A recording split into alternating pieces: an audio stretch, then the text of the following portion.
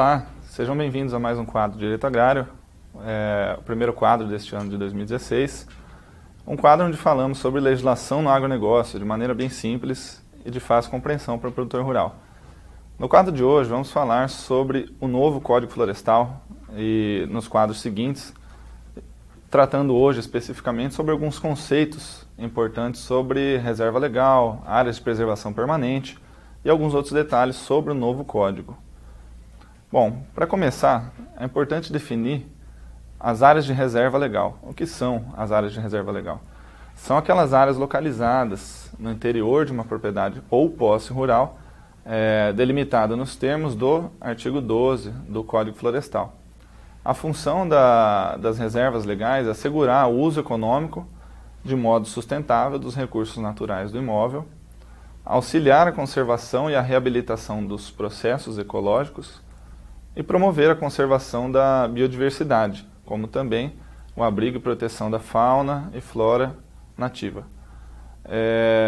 Segundo o artigo 12 do novo Código Florestal, a definição da reserva legal, em síntese, é justamente essa que eu disse agora sobre aquela área com cobertura de vegetação nativa a título de reserva, observados alguns percentuais definidos pelo novo Código. O novo Código ele traz que, quando for localizado na Amazônia Legal, o percentual da reserva legal deve observar 80% de 80% de reserva cadastrada na propriedade. Quando em área de cerrado, o percentual é de 35% e 20% nas áreas de campos gerais. O inciso 2 desse mesmo artigo, ele fala que nas demais regiões do país, o padrão desse percentual é que seja 20% de reserva legal em toda propriedade ou imóvel rural.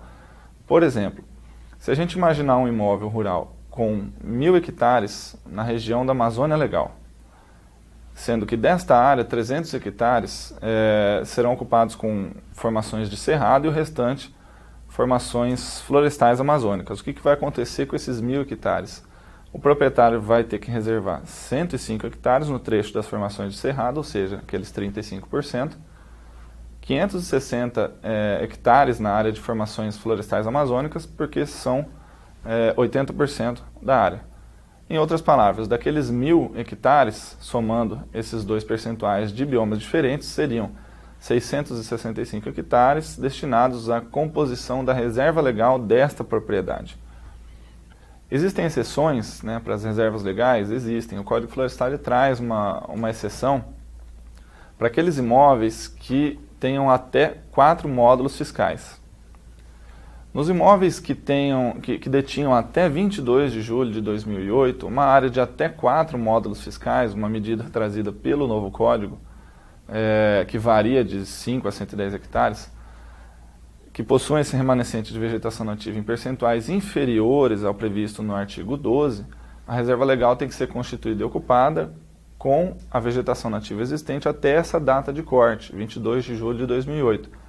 Proibidas novas conversões dessa reserva legal para uso alternativo. Então essa é a exceção que o Código traz com relação às áreas menores do que 4 módulos. E todo imóvel tem que ter reserva legal? Todo imóvel tem que ter a área com cobertura de vegetação nativa a título de reserva, sem prejuízo das áreas de preservação permanente que vamos tratar no próximo quadro, observados os percentuais mínimos com a área do imóvel e ainda uma exceção tratada no artigo 68 do Código, que vamos também falar no próximo quadro. Bom, então neste quadro, que começamos agora o ano falando sobre o novo Código Florestal, falamos um pouquinho sobre as áreas de reserva legal e quais são as obrigações de toda propriedade, todo imóvel rural com relação a esta obrigação do novo Código. Lembrando que no quadro anterior falamos sobre o cadastro ambiental rural, que é a ferramenta onde serão disponibilizadas informações com relação ao percentual da reserva legal e a área de preservação permanente. No próximo quadro, continuamos o assunto novo Código Florestal. Obrigado.